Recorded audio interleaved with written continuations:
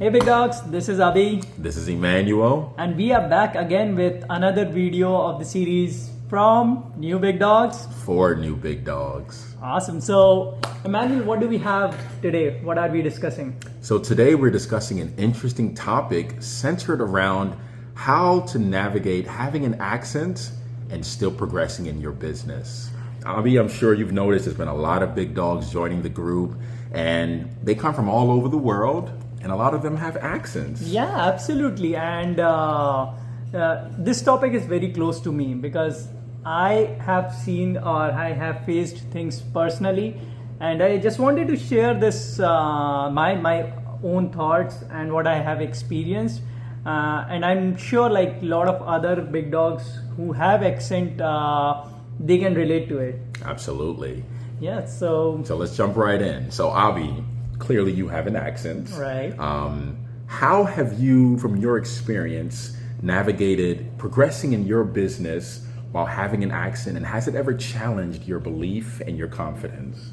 Yeah, that's a great question. So I've been staying in US for quite some time, right?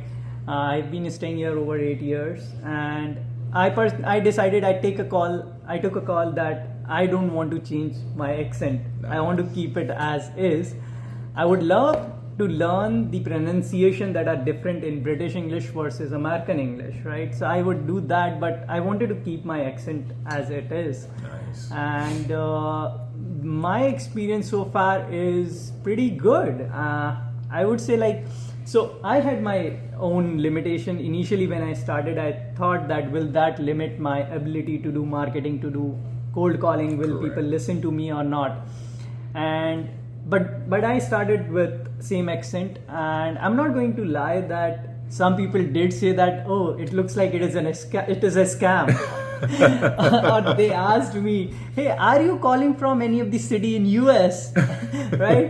So people had those doubts, but the doubt that we create in our mind is not the same as what we experience. So we Correct. think that a lot of people will do that, but if I'm calling 100 people, only 5 are doing this, right? And I can take that, and I'm not going to blame those 5, right? Because a lot of scams happen. Correct. And I'm not going to blame them.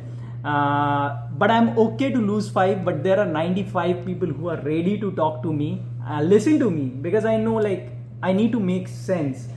Accent plays a role in first few seconds, but the moment you start making sense, they see whether what you're saying is authentic and whether you are making sense or not. Correct. So I know, like, if they speak to me for 30 seconds, I know they are not going to cut off because of my accent. Absolutely. Right, so that's my take on this. I want to keep my accent. I want to learn pronunciation, Correct. but that is not going to limit me Correct. to reaching out to different folks, because they have been very receptive of me. So I'm going to keep my accent, and I believe that if you don't want to change, you can be successful in this. Yeah, absolutely. And those who want to change, I mean, nothing wrong. They are highly successful too. Absolutely. Yeah. Absolutely. So this is not going to limit you by any way. Abhi, you brought up a great point. Don't limit your beliefs, because what you think of yourself is always going to be more important and highly valued than what other people think of you. Like you mentioned, the 5 versus the 95.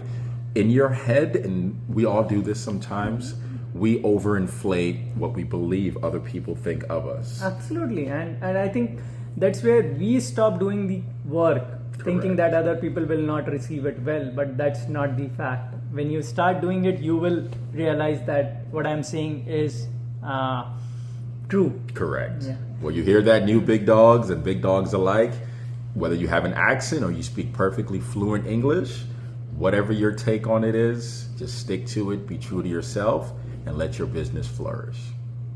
All Goodbye, right. guys. Catch you next time. Yep. Bye-bye.